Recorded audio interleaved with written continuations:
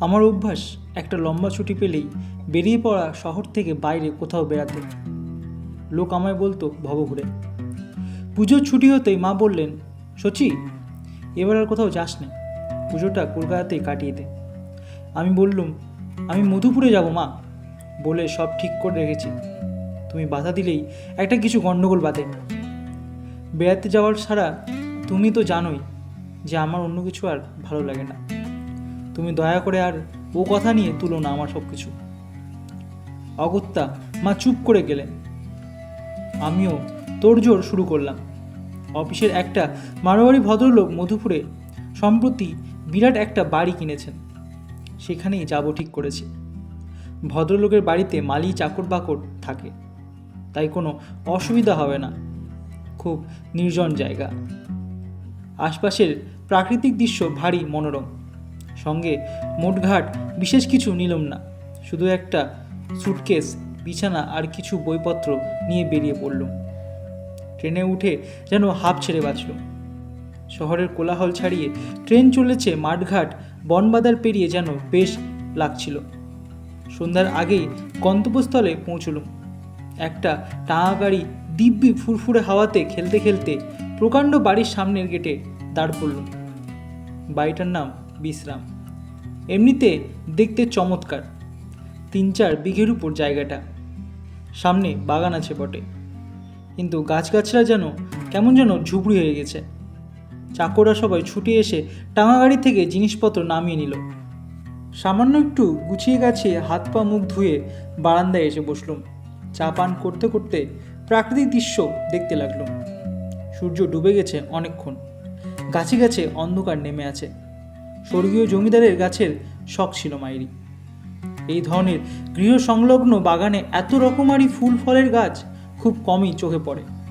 আমি নিজেও গাছ ও ফুল দারুণ ভালোবাসি, তাই মনে হচ্ছিল এখনই সব ঘুরে ফিরে একবার দেখে আসি। কিন্তু অন্ধকারের ভালো করে সব কিছু দেখা যাচ্ছে না, তাই ঠিক করলুম কাল সকালেই ঘুম থেকে উঠে দেখব সব। চাকর এসে বললে, বাবু, আপনার বিছানাও ও বাড়িতে পেতে দিয়েছি, খাবার তৈরি। আমি বললুম, ও বাড়ি আবার কোনটা?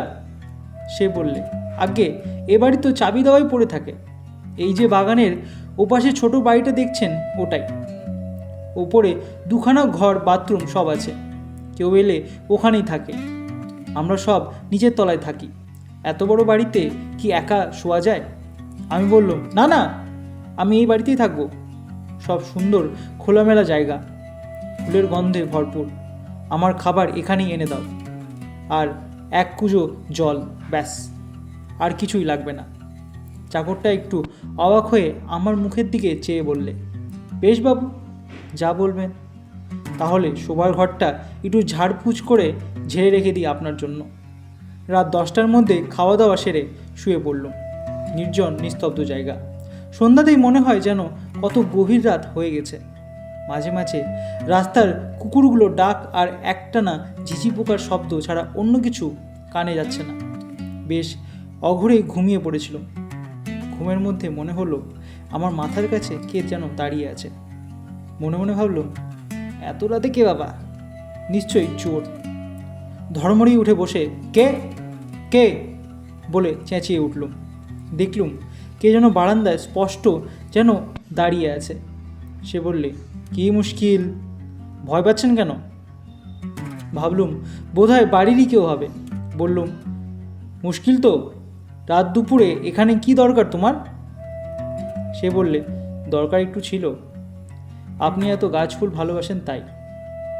আমি রেগে গিয়ে বললুম, ইয়ার কি দেখাবেন? আর জায়গা পাচ্ছেন না? রাত দুপুরে এসেছো সেই কথা বলতে? এদিকে সামনে এসো শিগগির। ওমা! আমি বারান্দায় গিয়ে দেখি সেখানে কেউ কোথাও নেই। সেখানে হ্যারিকেনের আলো মিটমিট করে শুধু জ্বলছে। আমি মনে ভাবলুম, এ নির্ঘাত স্বপ্ন। তবু একবার এদিক সেদিক সব ভালো মতো দেখে তারপর শুলুম, না, সব বন্ধ, কোনো দিকে কে আসবে। সকালে উঠেই প্রথমে বাগানে গিয়ে গাছপালা ফুল দেখতে লাগলাম। সত্যিই অপূর্ব। এমন দেশি বিলেতি ফুলের সচরাচর দেখা যায় না। কিন্তু অযত্ন অবহেলাতে আর আগাছে সব যেন মুড়িয়ে পড়ে আছে। কতগুলো ফুল গাছ তো ঝোপ আর কাঁটার বনের মধ্যে ঝাপড়া পড়ে আছে। ভারী দুঃখ হলো দেখে। আহা, একজন কত যত্নে এমন বাগানটি তৈরি করেছিল, আর আজ সেই বাগানটার কি অবস্থা।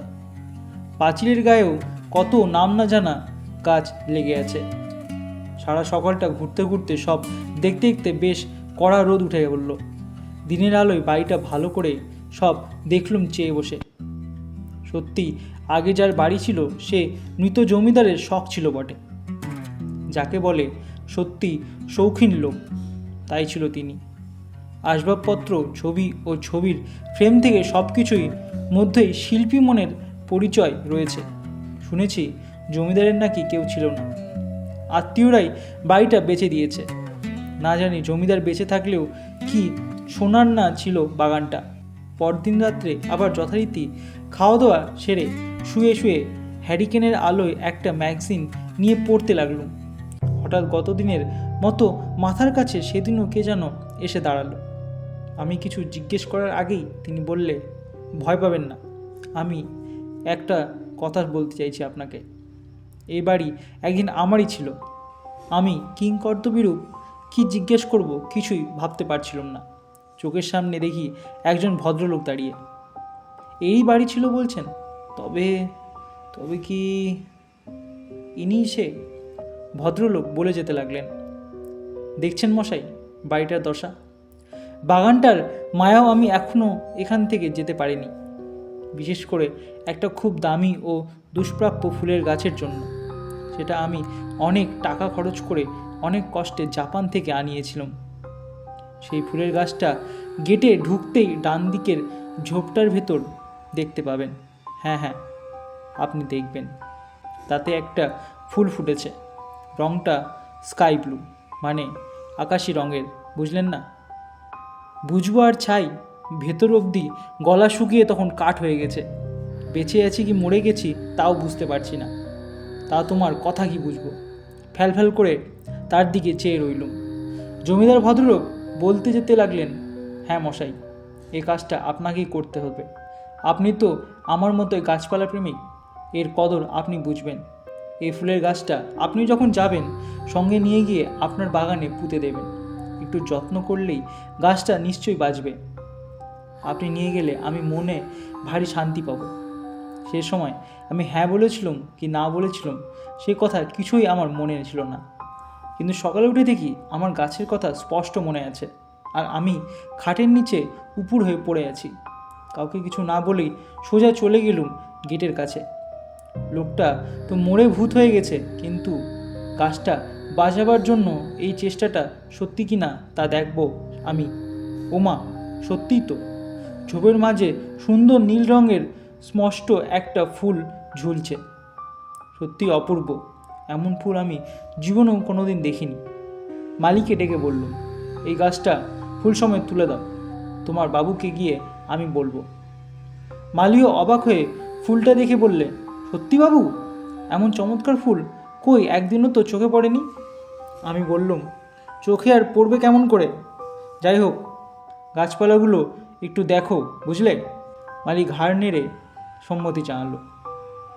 ফুল গাছটা নিয়ে কিন্তু সেই দিনই বিকেলবেলা ট্রেনে বাড়ি ফিরে এলুম।